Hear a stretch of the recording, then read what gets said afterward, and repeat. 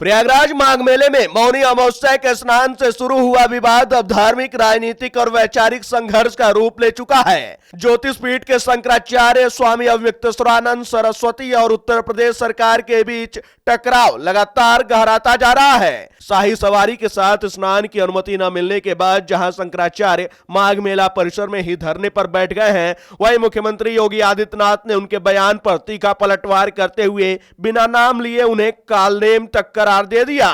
मामला तब भड़का जब मौनी अमावस्या के दिन शंकराचार्य अविमुक्तेश्वरानंद सरस्वती शाही सवारी के साथ संगम स्नान के लिए निकले।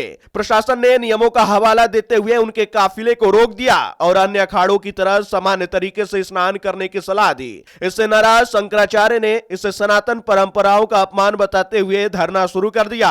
प्रशासन की ओर से उन्हें नोटिस थमाया गया, जिसमें सुप्रीम कोर्ट के हवाले से उन्हें मान्यता प्राप्त शंकराचार्य मानने से इनकार किया गया। यहीं से विवाद ने नया मोड़ ले लिया। धरने के दौरान दिए गए एक बयान में अविमुक्तेश्वरानंद सरस्वती ने मुख्यमंत्री योगी आदित्यनाथ की तुलना मुगल शासक औरंगजेब से कर दी। इस टिप्पणी ने राजनीतिक हलकों में हलचल मचा दी।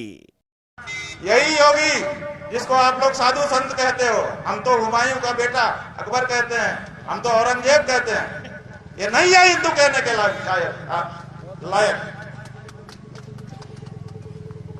ये मंदिर तोड़ने का समर्थन करने वाला आदमी है। 150 से ज्यादा मंदिर तोड़ दिए गए, एक शब्द नहीं निकला इसके मुंह से, इसलिए कि इसकी मुख्यमंत्री की गद्दी ना चली जाए। मुख्यमंत्री की गद्दी को महत्वपूर्ण समझने वाला पौराणिक मूर्तियों के सामने क्या हिंदू हो सकता है? वो सत्ता लुलूप है, वो हिंदू नहीं है। इसके जवाब में सीएम योगी ने हरियाणा के सोनीपत में एक कार्यक्रम के दौरान शंकराचार्य का नाम लिए बिना कड़ा हमला बोला।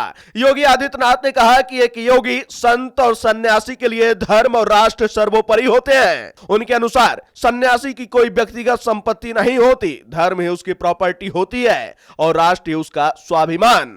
एक योगी के लिए, एक सन्यासी के लिए, एक संत के लिए धर्म और राष्ट्र से बढ़कर के कुछ नहीं हो सकता। यही उसके जीवन का ध्येय होना चाहिए। उसकी व्यक्तिगत प्रॉपर्टी कुछ नहीं होती, धर्म ही उसकी प्रॉपर्टी है, राष्ट्र ही उसका स्वाभिमान है। अगर कोई राष्ट्रीय स्वाभिमान को चुनौती देता है तो हमें खुल करके उसके सामने आकर के खड़ा हो जाना चाहिए, उसकी चुनौती का मुकाबला करने के लिए खड़ा होना चाहिए। कोई धर्म के खिलाफ आचरण करता है, क्योंकि ऐसे तमाम कालनेमी होंगे जो धर्म की आड़ में सनातन धर्म को कमजोर करने की साजिश रच रहे होंगे। हमें उनसे सावधान होना होगा, उनसे सतर्क रहना होगा। सीएम योगी ने आगे कहा कि धर्म सिर्फ वेश या शब्दों में नहीं बल्कि आचरण में दिखाई देना चाहिए। उन्होंने आरोप लगाया कि कुछ लोग धर्म की आड़ में सनातन को कमजोर करने की साजिश कर रहे हैं। ऐसे लोगों को उन्होंने कालनेम बताया।